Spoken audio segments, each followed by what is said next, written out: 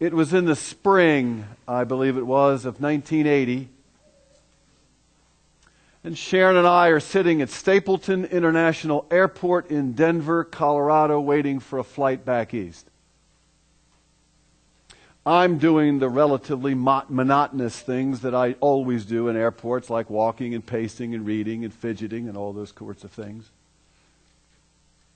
And folks, all of a sudden, there was a commotion in the back of the concourse. In an absolutely dazzling white leisure suit. Some of us are old enough to remember leisure suits. In a stunning white leisure suit, surrounded by an entourage of at least 20 people,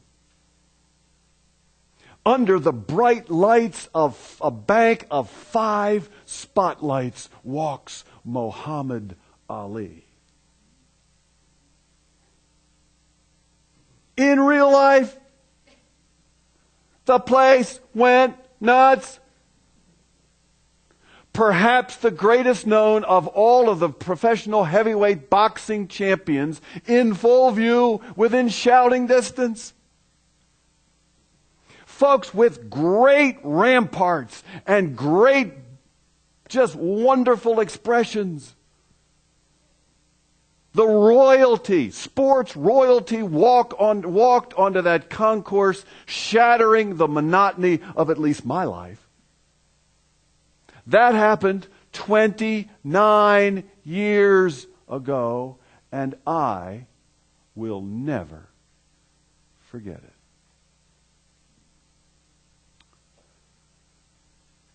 A whole lot of years before 1980, there was a very different kind of concourse and a very different kind of royalty. No fanfare, no entourage, no white leisure suit, just a bedraggled, barefoot man in a tattered white robe. A 2-bit politician walks onto this concourse named Pilate, takes one look at the troublemaker in front of him and says, "Are you the King of the Jews? Are you royalty? Your own people want you hung." And the man in the bare feet cleared his voice and whispered, "For this I was born. For this I came into the world, to bear witness to the truth." Folks, in case you missed it, and I suspect all of us have, that man has been coming into this world for the last 2,000 years with those words. No fanfare, no entourage, no white leisure suit. Into the common, ordinary, everyday monotony of life he comes, always offering us the freedom to believe him or see him or not see him.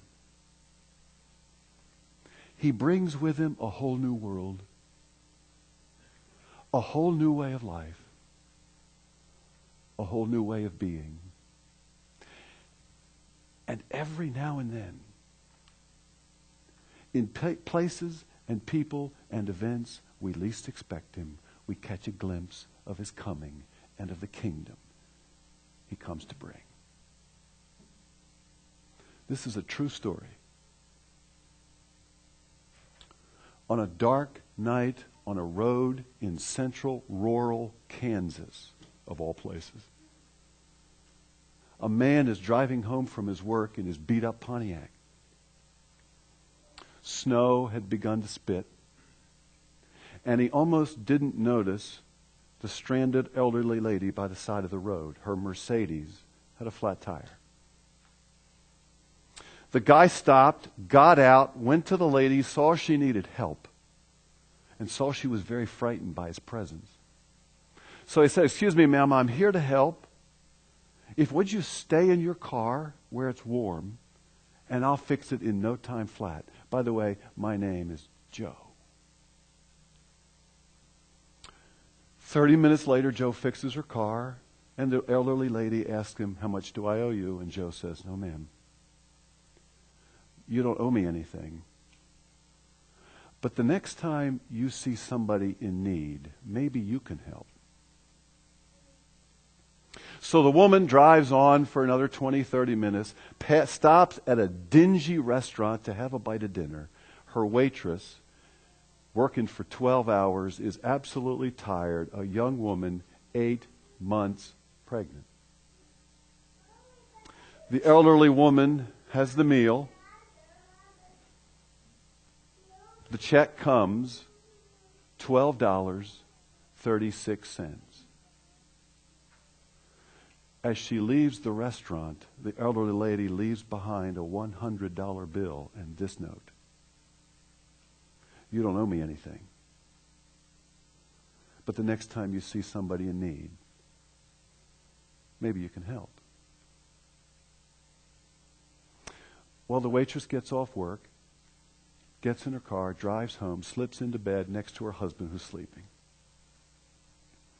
They have a concern about the baby, 8 months pregnant. Can they afford the baby's birth? She realizes that maybe this $100 is a sign. She turns to her husband who is asleep and says, I think it's going to be okay. I love you. Joe.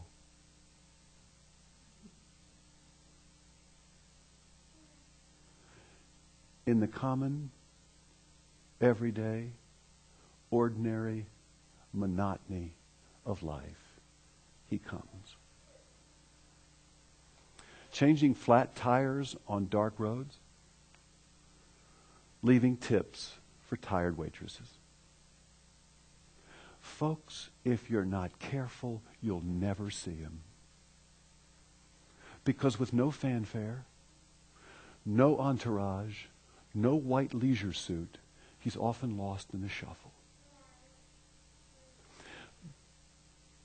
But if you're looking for him, if you're paying attention, maybe you will catch a glimpse of him. Maybe you will catch a glimpse of the real royalty of who he is and the kingdom that he brings.